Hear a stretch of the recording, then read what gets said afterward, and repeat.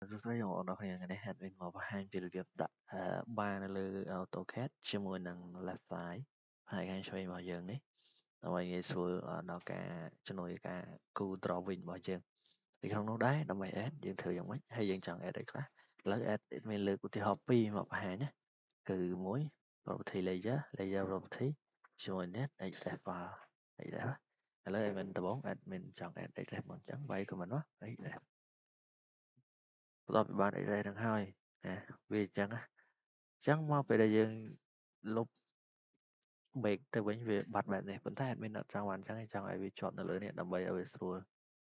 កុំបាច់នេះអញ្ចឹងមកយើងអស់វាមកចេះមកហើយបន្ទាប់មកយើងចុចលើនេះឃើញសញ្ញានេះកន្លែង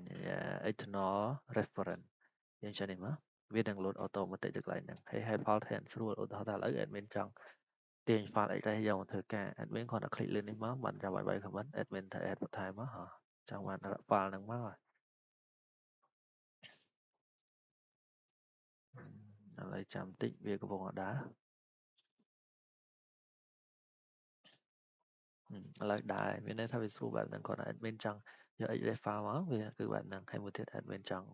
add អីគេ layer មកដាក់នៅក្នុងនេះដោយមិនចាំបាច់ចុចលើនេះ admin គ្រាន់តែចុច layer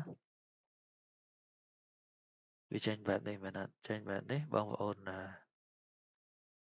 ចុចនៅលើនេះវានឹងឃើញសញ្ញាបែបនេះហើយមកឃើញសញ្ញានេះចុចទៅចុចលើនេះមកវានឹង load show automatic នៅ PC ខាងនេះដើម្បីវាសម្រួលដល់ការងារយើងបើយើងមិនចង់ទៅចុចនៅខាងលើយើងចង់ add វាមកខាងនេះឬក៏ freestyle ក្នុង AutoCAD របស់យើងបាទខ្ញុំមានប៉ុណ្្នឹងទេអរគុណច្រើន